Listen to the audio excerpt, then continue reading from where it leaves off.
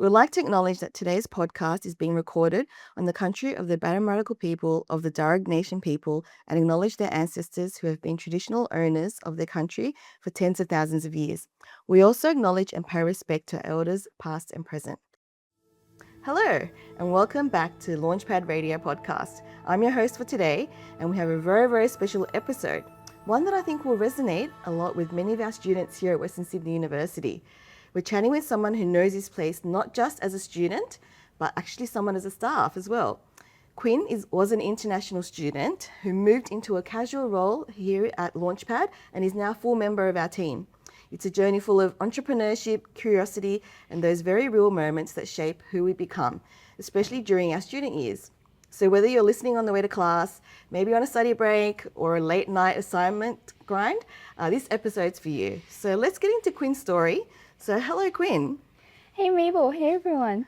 All right, I'm going to kick off with the first question. So for the people who are listening and don't know much about you, tell us a little bit about what you do here at Launchpad, and also what does your day look like? Thanks for that first question. Hey everyone, if you don't know me already, I'm the Admin and Operations Officer here at Launchpad. Not 2 days are the same here at Launchpad, which is why I love this job so much. So my main role is to manage the co-working space daily operations, and I also support the team in running a lot of programs and events, from the logistics side of things to marketing, comms, getting the word out there, and all the way through to KPI reporting, data management, all of that. Very important, KPI reporting. Lots of numbers and figures.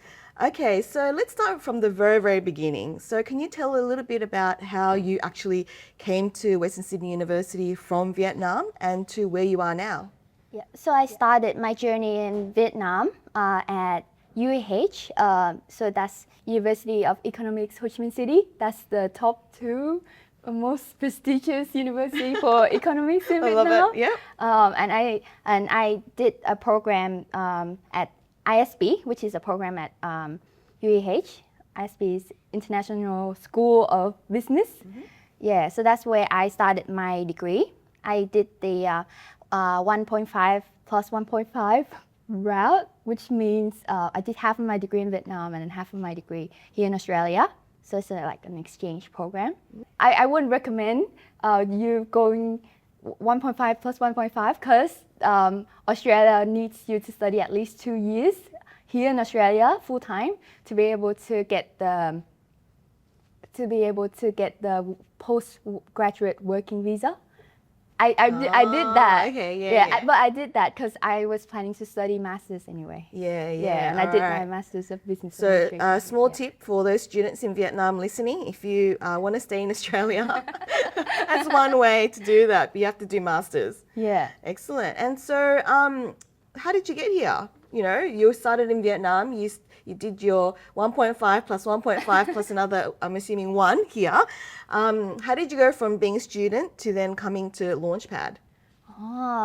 So I have always been interested in the startup world. So growing up, I watch a lot of Shark Tank. I watch a lot of all the pitches, all the pre-money, post-money evaluation talks. And I was just really curious, and I see how the space is moving really fast. And back in Vietnam, before I moved to Australia, I actually worked at a very high-growth, award-winning startup. And that Can you tell us who that is? That's Share Cafes. They actually died now. They were high-paid. Okay, yes, all right. yes, Okay. yes. Yeah, but I started my journey there, and I don't know if you know, but I actually co-founded another startup. What? How did I not know this? Okay. Yes, and you're a co-founder. You got to add that one to your LinkedIn. Okay. Yes, it was, but it's like buried. And that startup got seed funding from UNICEF. Oh. $1,000 US. Wow. Okay. Yeah, and we got incubated at UNICEF and Ivy Business School from Canada. Wow. I did not know that about you. I'm so glad we're having this interview right now. And then how did you come to Launchpad? Oh, yes. You were interested yes. in entrepreneurship and startup. Yes. So I have always been interested, and I was working actively on my startup even when I moved here. So we were trying to figure out how we can do a hybrid working thing, because it wasn't a thing yet. because it wasn't COVID yet. And then I met Beck, our old manager. At I met Launchpad at a professional career conference that was organized by our school of business. Yeah, it was one of the things that the school organized. And when I went there, I saw that there's this technology business incubator, and I already know what an incubator is. Not many people know. Students, you know. And then I remember coming up to Beck and I asked, oh, how do I get involved? Can my startup be here? It's just me though, my whole team's in Vietnam.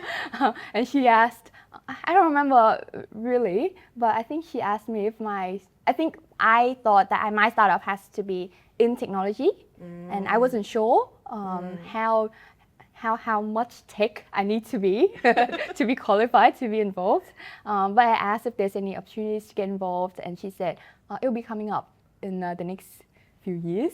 But I don't know. And there was no student engagement program at that point yet. Yeah. So it was I wanted to be here somehow, but I don't know how. And then 2 years later, Jobs on Campus came up for Launchpad. I felt like you waited 2 years. I didn't know. Okay. Yeah, it was all I was waiting for. It was like the right place for me to be, I think. And I just started my master's at that point. And I just applied for the role and I put everything I have into the application.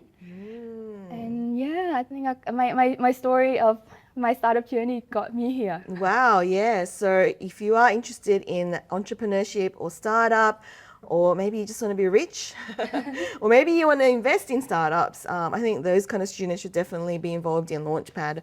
It's great that you had that kind of experience back in Vietnam and you brought it over to Australia. So if you look back, how many years have you been working at Launchpad now? Oh, I think it's more than 4 years. Okay, I'm approaching my 5th year anniversary this July. Oh wow, almost 5 years. Yeah. So in the 5 years that you've been here, what do you remember kind of like your first project or your first kind of big challenge? And you maybe explain a little bit more about that. Yes, I do remember that moment vividly. So I think it was, I've worked here for half a year already, but as a casual student only. And that day, we were working on a project with Investment New South Wales. We were working on the launch of the Innovation and Productivity Scorecard, and that was a ministerial level event. Lots of VIPs and important people in the room. Yes, there was 2 ministers there, and our VC is going to be there, and a lot of other different important people. And Mabel was on leave that day. Sorry, she always brings this up. And the whole of the senior execs, my manager, everyone was at a branding workshop, and they won't be touching their phone that day. But that's the last working day before Easter, I think. And Investment New South Wales needs to send out that invitation to everyone, because it just needs to be out, and I need to set up an Eventbrite page, just a registration page for the Investment New South Wales people to register. And I remember working with Alex Burring. I don't know if I Alex Burring, if you're listening. Yes, I should have looked him up before I worked with him. But I remember him calling me saying, hey, let's just put something together. And I made him promise to it's just between us two, because I know that I can't send things to him without our team's approval. And I made him promise that he would be the second pair of eyes to make sure that everything looks right. And then I send to my team, and whenever they respond, we'll send it to their team for approval and then send it to everyone. But then as soon as I sent him the page, he sent an email CCing like 20 people, I don't know, from Investment New South Wales and my team as well, saying, hey, this is for approval, please review and have a look and whatever. And I remember Dawn calling me saying, hey Quinn, please remember not to send anything. Busted! Yeah, to the Investment New South Wales team without approval. And I'm pretty sure he didn't see his email yet. He hasn't touched his phone yet. And I'm like, oh, I actually did, but he promised me. Yeah, looking back, it was a very, yeah, I didn't know how. I was messaging everyone. I was like, hey, Beck, do you know if I should just send it to them? Because they promised, you know? Surely. Yeah, I Yeah, must they just admit, have- while I was on holidays in Tasmania, Oh, was I it? still remember you freaking out, and I think I may have gotten a message or two, but I actually knew that it was in very capable hands. For those listening, Quinn was actually, like, as she mentioned, she was only here for 6 months. 6 months. Yeah. A fresh student, and I did give her a very important role in taking over that very important event while I was on leave. So you did an amazing job. Like, you, thank definitely, you. I love. That's actually one of the things that I really love about our student casuals team. They are willing to do anything. They will take on any big project. They will try new things as well. So, Quinn, I know you came into Launchpad as just a generic, general, student casual. What was your title back then, actually? It's media and communications, media production and communications student assistant, support assistant. Okay, there's a lot of words there. Yeah, but I don't know why I was in media. I think the marketing role was offered to someone else, and then I applied for the marketing role, and they said, oh, this role is still open, but you don't have to do media things. You can be here and do marketing stuff, but for startups. Actually, did you mention what you were studying? Oh, I didn't. Yeah, what were you studying? Maybe give a bit of context of your background. Yes. So my bachelor's degree was Bachelor's of Business, majoring in international business. Yeah, that got my interest in business. And then I did my MBA, majoring in business analytics. Yeah, so I got to work a bit more on data in that degree. Yes, Yeah. Quinn is actually now our Launchpad Data Queen. If you have come to any of our events and filled out a lot of information or filled out a survey, that is all Quinn's doing because she wants to get data. Data.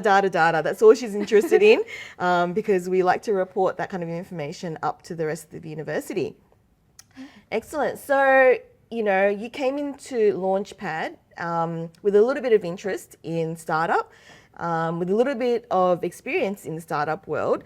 And, I'd be keen to hear from you as a student. I guess, what have you learned about entrepreneurship as a student who has kind of done it, a student who is working in, an entrepreneurship kind of area of the university, and now, working here. What do you think entrepreneurship is? Oh, what do I think? One thing that I learned about entrepreneurship is don't get attached to your solution. I apply that every day in my life, not just in my startup world. But yeah, don't get attached to your solution. You have to get to know your customers, who you're delivering it to, and fall in love with the problem. So, for example, back then when I was first started, I first started studying here. Mabel got me to do a lot of artwork. Design work. Yes. Design work. And because I was new and I didn't know what she expected, and I didn't want to ask her too many questions. And she doesn't know either. I was new too. Yes. Yeah. So she doesn't know and I don't know. So I just spent a lot of time worrying that I'm not delivering the thing that she would want to see. So I just spent a lot of time on the design work. And then when I gave it to you and you said no, I was so hurt because I'm like, I spent all day on this. I didn't know that. So that part was hard for me. But then I realized MVP, I have to work faster and not spend too much time and get your feedback along the way. And and have to understand the customers. And sometimes the customers don't know what they want or need. They won't tell you because they don't know. We'll tell you what we don't want once you show us. Yes. So you better give them an MVP or whatever to get that feedback and then reiterate. Yeah. I love that you're using the things that you learned about entrepreneurship and innovation, not specifically just in your startup, but actually in your everyday life. You know, Yes. like you mentioned, you know, minimal viable product. What does Mabel want to see as a minimal viable product before she approves it? So yeah, no, that's really interesting. It's always interesting to hear what students really think about entrepreneurship once they've come to Launchpad and experienced, you know, a little bit of innovation and entrepreneurship. All right, I'm going to have a little bit of a break, a little game now. I thought we would play. It's this or that student edition. All right, so I'm going to ask you two things. Yeah. Do you prefer this or that? And I want you to tell me what's the first thing that comes to your mind, or what do you like more? Yeah. It's a student edition / Quinn edition. Oh my God. Okay, so lectures or tutorials? Lectures. Lectures. Okay, why? There's more things there to learn, I think. The actual content comes from there. And I like to spend time understanding it all before I go to the tutorial part. Yeah. Because tutorial sometimes is very confusing and you don't know what you're doing. And I don't like waiting for instructions sometimes. Yeah, I want to understand it first before I feel stupid in my tutorial. Okay. Yeah. All right, the second one is coffee or bubble tea? Bubble tea all the I way. knew the answer was going to be bubble tea, but bubble tea or matcha? Bubble tea. Bubble tea. Yeah, Bubble tea 'cause- wins all the time. Yeah, because there's more variety. Yeah. Okay. All right.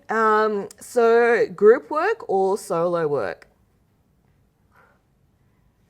Group work. Really? Yeah. Oh, I think it's interesting. changed now. Really? Yeah, now that I found my wonderful team.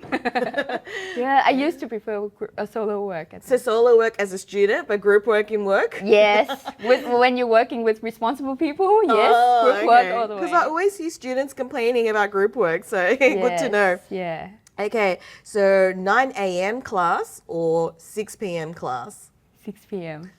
I'm not a morning person. All right, and for those Western Sydney Uni students, piccolo me or naked duck? Naked duck. Naked duck. Naked duck. Oh. Yeah, more food. More food. I haven't had piccolo me actually. Oh, you never went to piccolo me? Yeah. Oh. All I've right. seen it, but never. Never piqued been. my, Never interest, been. yeah. All right, so naked duck is the winner. Yeah. All right, now back to the serious questions. Thanks for that. So the things that we do here at Launchpad is very student focused, startup focused. We do help the community. But as a student, as someone who used to be a student, is now working in the university that they used to be a student at, I guess what kind of impact are you hoping that your work will have on the students of Western Sydney University? Very interesting. What kind of impact? I think what I'd love to see is students being more open to experience. Because sometimes when you hear the startup, the startup word, it's very daunting. It means you have to start a business. You have to do all of this work, and sometimes you don't have to. You just have to come work at a startup, explore all the opportunities there, and sometimes it's just the mindset of being innovative, being able to change something, make changes to the world, and and go for it. Yeah. Interesting. What's one thing you want to tell, why should a student join any Launchpad activities? Why, we do a lot of marketing, we send out a lot of emails, a lot of social media, a lot of posters around the university. Yes. What's the one thing, why should students join? Yeah. So why should a student join? I think it's all in the transferable skills, so they can not have an idea, but still come to us to experience it, what it's like to explore the options. And it's all the skills that you need anyway. It's pitching skills, it's just communication skills, public speaking, and creative thinking, design thinking, and collaborative work. All of it is very essential in today's futures of work. Yeah. No, definitely. I guess for you, what does it mean that you are working in the university that you actually studied at? what I find when I speak to students at Welcome Week, Open Day, is when I tell them that I studied here and I got a full-time role here, their eyes were all lit up. They're like, how did you do it? So I think a lot of it is just to inspire them as well. It's just for them to see that, oh, someone else can do it as well. I can do it. Yeah. So you know how you see someone else succeed and you would because you live vicariously through that experience, you would have more confidence in yourself in a way, because it has been done. It's no secret. So they can explore that option of jobs on campus, because it's very good. The jobs on campus are better than other part-time roles outside of the university, I think, because the staff on campus, they know that you're studying. They know, and they have flexibility for that as well. And yeah, they understand that your struggle and they want that student insights. Because they're delivering a lot of the program for the students, so they want to know what you're thinking as well. So that's in that way you make a lot of contribution, and which I really enjoy. No, definitely. You know, when we hire students, it's one, we want to upskill you guys as students, but we also want to, you know, get insights as to what are students thinking. You know, I think when I first started at Launchpad and I had a student team of 4 fresh students that I had never met and also not ever worked in the university sector, having the 4 student casuals in the room and being able to be like, okay, these are the 2 options. Okay, we have this graphic and this graphic. Which one do you like? And the one that I liked was always not the one that they liked. Or, you know, I would ask about messaging, like, what works for you? You know, does it, you know, come to a Venture Makers Innovation Challenge, or is it a, you know, come and win $1,000? And, you know, it was really good and insightful to have the students give me that insight straight from the students, you know, to be like, this works and this does it. You know, sometimes I would have to fight for what I want, but a lot of the times it was really good to kind of hear from the students. So yeah, excellent. And I thought that was very interesting, because when I first starting, I was like, I'm a junior. Why do they want to hear from me? I didn't expect to be asked questions in meetings. I thought I'm just there to absorb everything and take notes. And then they started asking me, oh, hey, Quinn, what do you think? I'm like, you want to know what I think? I don't know. Let me think. I don't know. I didn't expect to be asked. I didn't know that my opinion matters, you know? Yeah. I think it's just the difference in culture as well. But yeah, it was very open and I feel very valued being here. And then let's move back to, I guess, as an international student. What advice would you give to other international students who are looking for job opportunities, either here at the university or just general kind of job opportunities? Because, you know, we look at where you are and you succeeded. You know, you came from Vietnam, you studied in Australia, you finished not just 1 degree, but 2 degrees, you got a job on campus, then you got a full-time job, you know, at the university. I guess what kind of advice would you give to international students, or even just, you know, local students in getting their first job? So I think the first advice is just put yourself out there, and that doesn't mean like applying for every job that you find, but get out there, go to the events, go to the things that you are interested in, and talk to the people there. And you don't know what opportunities will come up. I didn't get my job from just going to events, but I did come to a professional career conference and I met the manager that inspired me. Yeah, just go and talk to people and you would find yourself to have that skill, I guess. And don't say no to opportunities, because they don't always come. Well, if you're a Western Sydney University student listening right now, we run a lot of events here at Launchpad, more than 1 a month. So you should definitely come to them, because we don't just attract students, we attract a lot of startups, industry, government bodies, organisations, general public from Parramatta and Western Sydney. And that's kind of where, you know, I want to give the students the opportunities to, you know, network and meet other people. Yeah. Excellent. I know a lot of students that come to our events get internships from just talking to the startups in the room. So you don't know. You don't know who's going to be in the room, right? Yeah. Yeah. Excellent. So I have one activity for you.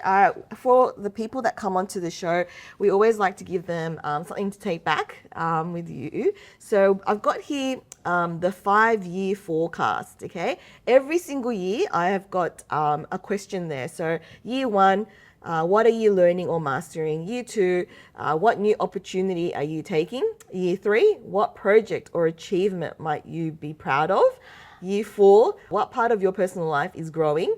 And year five, what's the biggest dream you're working towards?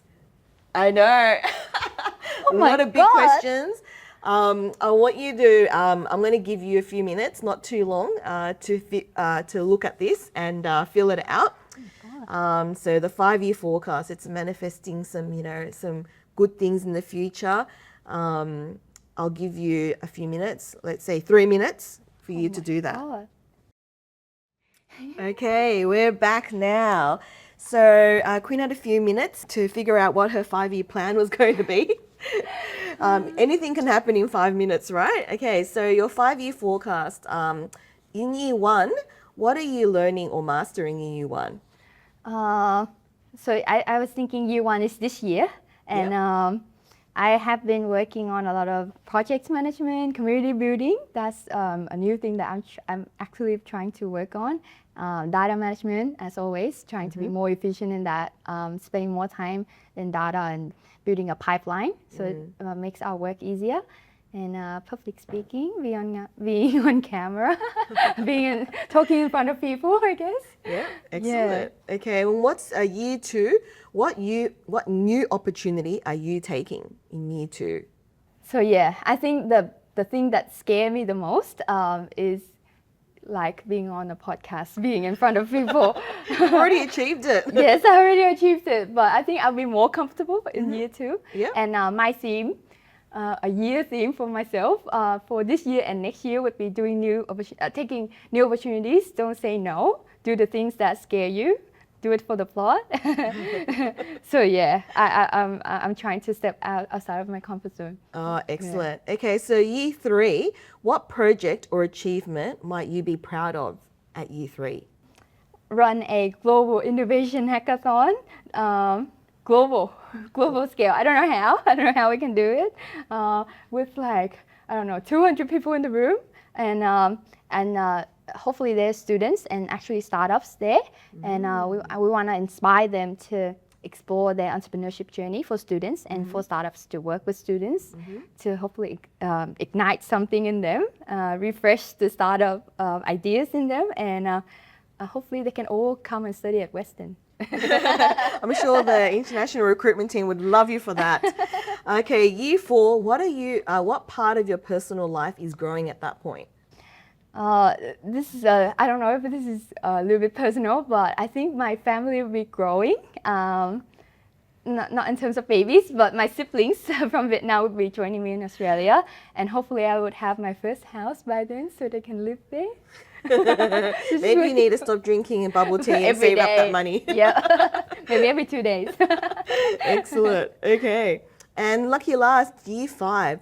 What's the biggest dream you're working towards in year five? I think I aspire to be a startup community manager. Well, you're pretty much doing that, but okay. Yeah, but I think I'll be more professional. I don't know. I think I already built a big startup community that's actually very active. Yeah.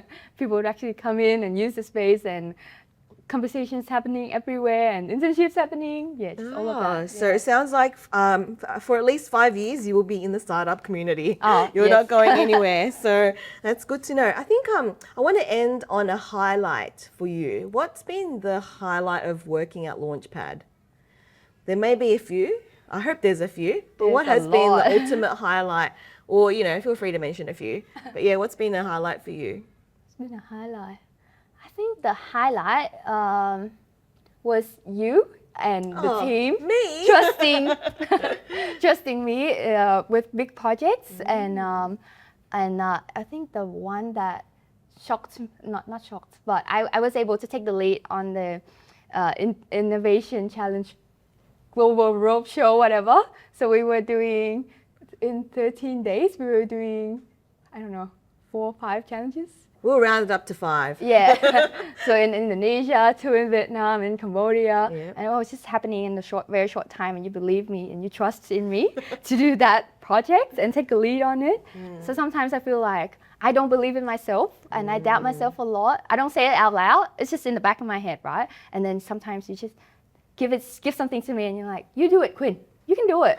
I'm like, oh, if you give it to me, and because you don't want me to fail, right? So you must believe that I can pull it off. I do believe in you. Yes. So I think I should have more trust in myself. But I'm very grateful for the team for all these growth opportunities and for trusting in us as well. It's very empowering. Yeah, I still remember it was only last week where I told you in one day's notice, do you want to MC the next event? Which I know was a very, very hard thing for me to ask you. I still gave you an opt-out. I go, it's okay if you don't want to do it. It's okay if you want to start it and then you freak out and then I'll take over halfway. It's okay, but give it a go. And you were like, yep, okay, I'll do it. So it's really good to see that you're growing in the role as well. There's no expectation that you would be emceeing an event. And I'm sure that you didn't think that when you started 5 years ago that you might be emceeing an event, right? So, I gave you a relatively easy crowd and a shortish event for you to MC, and you did an amazing job. Thank you. I love seeing the way that you're growing as a student. Now as a full-time member of the team, very valuable member of the team as well. So it's been really great. I guess it's the end of our podcast. I'm very sad, but maybe in 5 years' time I'll get you back on, and we can talk about if you've met your 5-year goals. But thank you so much for joining us today and sharing your journey, sharing the things that I didn't even know about and being so open about it. I guess from arriving as an international student to, navigating part-time work and growing into your full-time position, and you're still doing that. It's such a powerful reminder for the students to understand that the student experience doesn't really end at graduation. It starts as a student and throughout the university and after graduation, but it really it shapes everything that comes out next. So I guess for our listeners, especially our students, I hope Quinn's story reminds you that your path doesn't actually have to be perfect or linear to be meaningful, because every challenge, every shift, every opportunity has to be a yes. Quinn said yes to so many things, and then this is kind of where it's ended up, right? And it sounds like even in her journey going forward, she's willing to say yes. So if you want her to do anything, come say yes to her. Come and ask her. But I guess thank you so much for tuning in. Make sure you follow our podcast and make sure you put the notification button on. I feel like I'm on YouTube now saying, follow me. Hit the subscribe button. Hit the subscribe button. But hit the subscribe button on YouTube as well as on Spotify and all the other channels. Thank you so much for listening in. I hope it was being very valuable for our listeners as well. And thank you to Quinn once again. And thank you for having me. No worries. Thank you. Bye. Bye.